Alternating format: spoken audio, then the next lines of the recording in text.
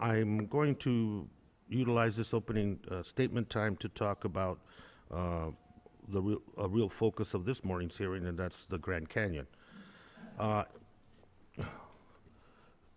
Other than the international mining industry, their lobbyists, I'm puzzled as to whose benefit H.R. 3155, the so-called Northern Arizona Mining Continuity Act, is really being put forward for. It can't be for the millions of annual visitors who come to the Grand Canyon for its pristine beauty, its unique natural qualities, as President Teddy Roosevelt had the foresight to protect this special place for future generations. Speaking before a group of Arizonans that assembled on that day on this now visited site in a celebrated collection, as celebrated as the crown jewel of our national parks, he told them, it is your own interest and the interest of all the country to keep this great wonder of nature as it is now. So obviously this legislation is not for that legacy. It can't be for the California and Nevada water utilities, both of which have supported a cautious approach toward mining in the Colorado River Basin, weighed favorably toward protection, not risky exploitation of resources relied on by millions of Americans for their drinking water. We are putting at risk water used for agriculture that provides foods for hundreds of millions of people across this country. So it obviously is not for them. It can't be for the thousands of people who depend on tourism in northern Arizona to feed their families. The Grand Canyon and the Colorado River are the lifeblood of northern Arizona's tourism industry. The Grand Canyon is a year-round source of employment and revenue for that region. So it's not for the Grand Canyon, and it can't be for the people that depend on that. And the people that do come to visit are not there to tour the uranium mines. It can't be for the region's Native Americans, many of whom still live in with the ravages of past uranium mining in the region. On October 30th, the New York Times article reported on cleanup efforts at a site that is finally nearing completion after decades of indifference and neglect. This is one site, but there are hundreds of former sites yet to be addressed, leaving that cleanup cost to the American taxpayer. So it can't be for the Obama administration that has painstakingly studied the impacts, the potential for harm, and have chosen to recommend 1 million acres of federal forest land be removed from hard rock mining for 20 years, as allowed under federal land use management regulations. It can't be for the millions of Arizonans and Americans not included 30 years ago in the agreement that led to the Arizona Wilderness Act of 1984. We will be told that this legislation limits the protections around the canyon for the benefit of international uranium mining industry and foreign competitors, even though high-level staff involved in this agreement have confirmed, and will again today, that it was never the intent of the legislation to make the land around the Grand Canyon permanently available for uranium mining. The words mine, mining, or uranium were never mentioned in the 1984 bill. So I'm stumped as to why the Republican majority would stand solidly with foreign mining corporations pushing for blindly risking the crown jewel of our national park system in the Colorado River, lifeblood to hundreds of millions of people, usurping a national public process which obtained close to 300,000 comments, overwhelmingly in favor of the withdrawal. This legislation is an attempt to intimidate the administration, short-circuiting a national scientific and public review process, all because they didn't get their way in terms of this withdrawal. This is nothing more than an attempt by the majority to risk millions of tourism jobs for maybe a few hundred projected short-term jobs. This legislation is an insult to the Arizonans and the American taxpayers, an assault on tourism industry in northern Arizona, and a snapshot of what is wrong with our political system. When money dictates public policy, the interests of the American people are tossed in the waste heaps of hard rock mining. The Grand Canyon and the Colorado River are far too important to allow the short-term gains from mining to leave permanent scars on the crown jewel of our national parks. So with that, Mr. Chairman, I welcome again and thank the witnesses and yield back.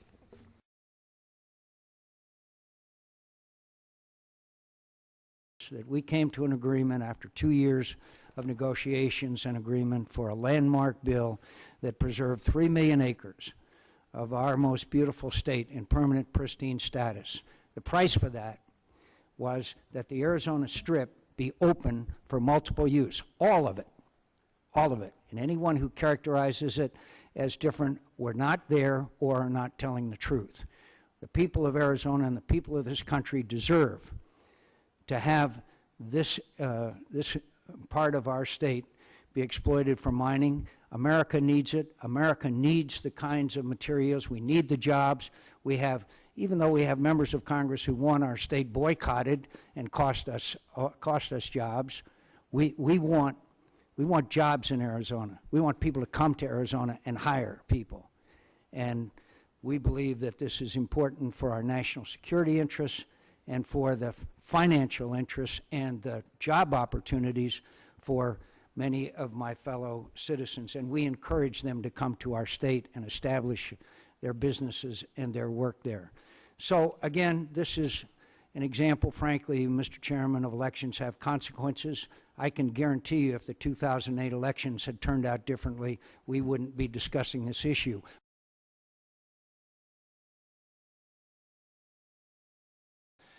The administration opposes H.R. 3155.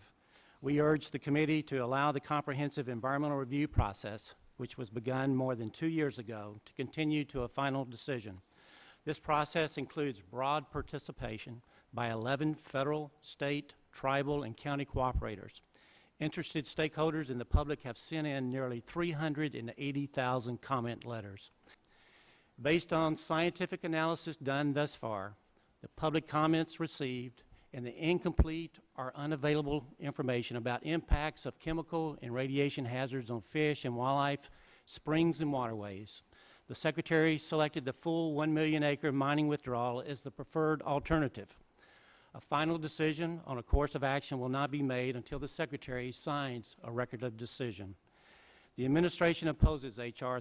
3155 because it cuts short the thorough and deliberative process in which the public and a wide variety of stakeholders have engaged since the Secretary's July 2009 announcement.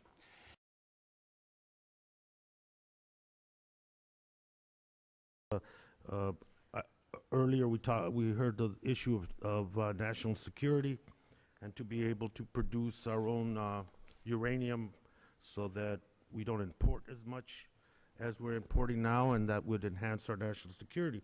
Should be noted, a Russian company within that 1 million acres that's being talked about has controls 642 claims. And members of the House, including Representative Backus, Peter King, Mr. McEwen, Ross Leitner, all wrote to the Obama administration concerned about that.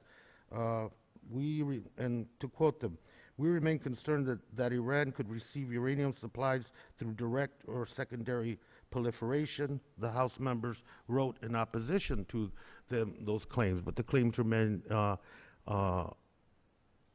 in a Russian company that bought out an American company. National security. The issue of who's representing who and in the area, Coconino Board of Supervisors is on record supporting the withdrawal. City of Flagstaff, Navajo Nation in 2005 not only banned uranium mining on their land, but banned all processing on their land, on Navajo Nation land.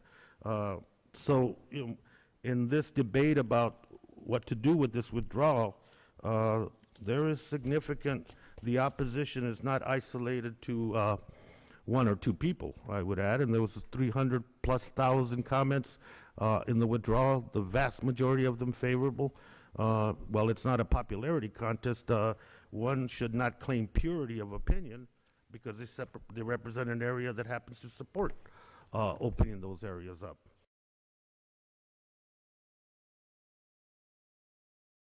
Director Abbey, Yes. my understanding, 300,000+ public comments were submitted to the draft environmental impact statement that your agency prepared. Are you able to tell the committee what percent of the comments were in favor of the full million acre, or are we at that point yet? Yes, well over 90% of the comments we received were favorable of the entire withdrawal. And in terms of the amount of public comments, how would you categorize them compared to other processes that? A little higher than most, even though many of our issues today are becoming more and more controversial. The fact is that we received close to 380,000 submissions during scoping as well as the public review process. It's not just the numbers that we received, it was a substance of the responses that we received and the data and the information that they provided and the passion that they had relative to protecting these areas. And if you could briefly discuss, describe the nature of the comments you received from tribal governments, native peoples during your consultations. Well, the tribes who did comment, and there were many, were unwavering in their support for the full withdrawal right from the beginning. When the issue was first surfaced during scoping, the tribes that participated, and we had actually 2 tribes served as cooperating agencies as part of the planning process. But all the tribes were very supportive of a full withdrawal to protect their heritage and to protect areas that they most value. And let me thank you and your agency for the government-to-government consultations you've had with the various tribal governments. It's a practice that I would hope more agencies undertook here, but I appreciate that, and I know the tribal government does as well.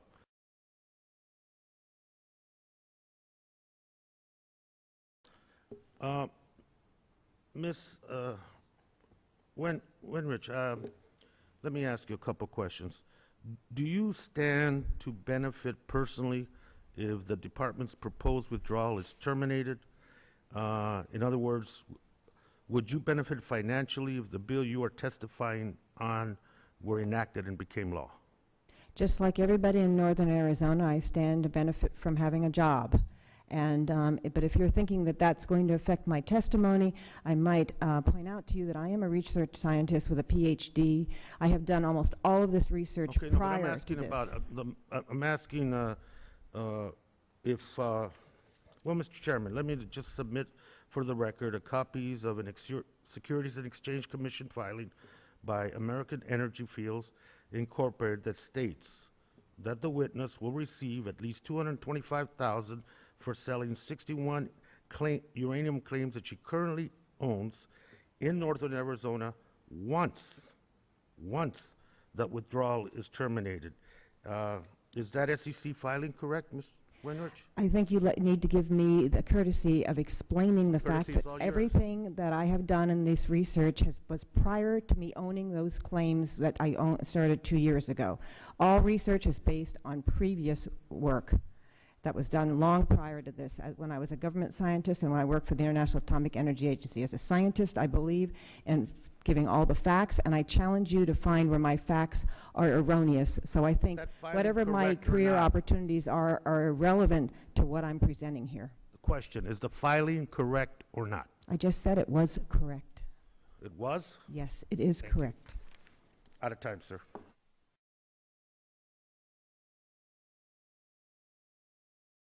Do you think that the mine might present a risk to the Grand Canyon and the Colorado River just from the photograph? Well, it looks to me like that's a drainage which eventually obviously goes into the Colorado River. And if anyone has been up to see the Atlas mine situation, which the taxpayers had to totally fund to get cleaned up, it's mostly cleared up, but it cost billions of dollars. And this was one of those companies supposedly that was going to show us some of this this environmentally sensitive way they have of cleaning up situations. So I have no doubt that eventually water runs downhill, and that water and that drainage, I don't recognize it, will get to the Colorado River without a doubt. Thank you, sir. Mr. Chairman, just I don't have any questions for the other witnesses. I just, as a reasonable person, I think we shouldn't, as reasonable people, lose perspective on this debate and this discussion and this legislation. And as we go forward, the debate will intensify. and more of the American people are going to become aware of the implications of this legislation. Because it is not simply about a mining company and their profit line. It is not simply about trying to thwart the ability to create jobs in a region. It is it is an issue about something that is the connection to the heritage of this country. It is about a value and a spirit of the American people, and it's a national symbol that we're talking about. I think Carville once said it when he was talking about the economy, that it's the Grand Canyon, stupid, and it is. That's what's at stake here. And I think to minimize the potential of intended and unintended consequences on a national symbol, a connection to our past, to our heritage, and something that not only is the crown jewel of our national park system, but is considered one of the wonders of the world. And so for people like myself from Arizona, I'm not here because I don't want uranium mining, and I'm opposing Mr. Frank's legislation. That's not why.